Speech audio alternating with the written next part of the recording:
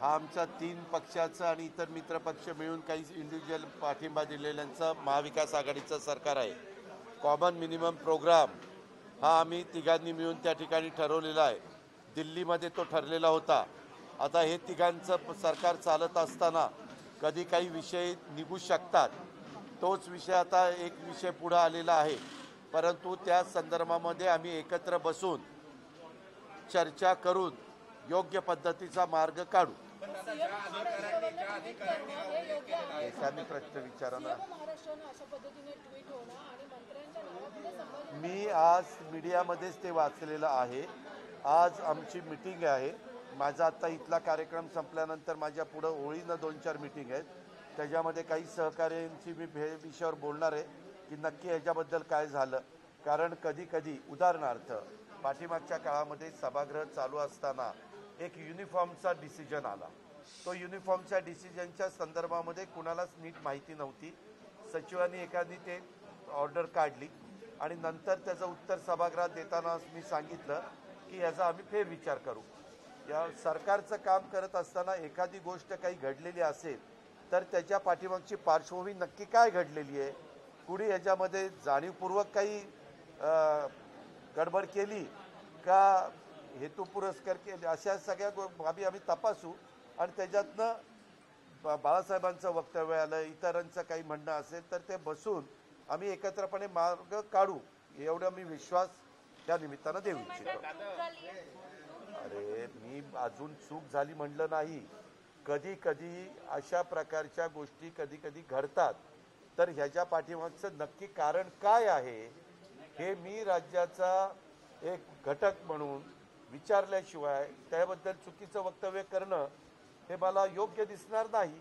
तर त्याच्याबद्दल मी आज सकाळी 7ला इथं आलोय. ह्या बातम्या सकाळी रात्री चालू होत्या. सकाळी 7ला आलोय की इलेक्ट्रॉनिक आणि प्रिंट मीडियामध्ये ह्या बातम्या वाचल्या, परंतु त्यानंतर मी जनतेला भेटत होतो. आता गेल्यानंतर मंत्रालयामध्ये संबंधित पक्षाच्या काही प्रमुखांशी बोलून नक्की काय झालं याची शहानिशा करीन.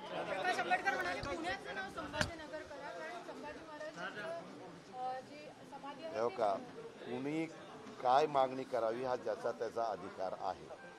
आता कुणी भावनिक मुद्दे काढतं, कुणी विकासाच्या बद्दल बोलतं, कुणी नामकरणाच्या बद्दल बोलतं.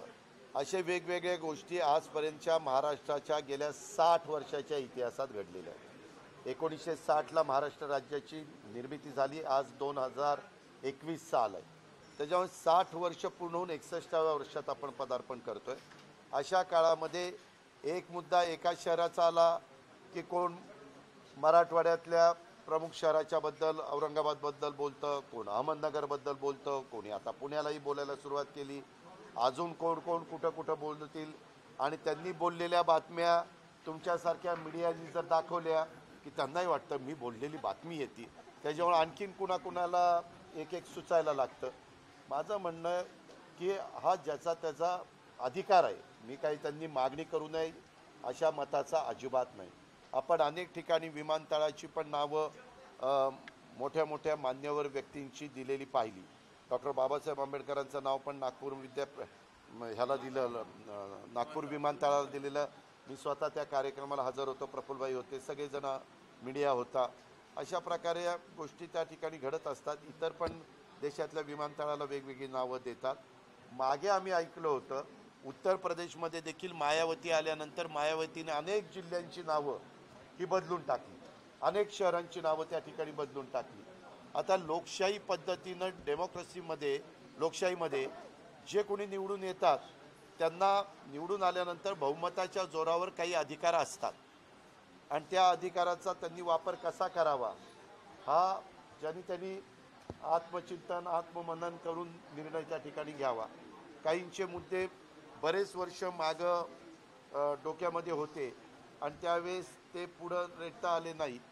आता त्यांना वाटतं की हा प्रश्न सुटावा, पण हा प्रश्न सुटत असताना हे आघाडीचं सरकार आहे.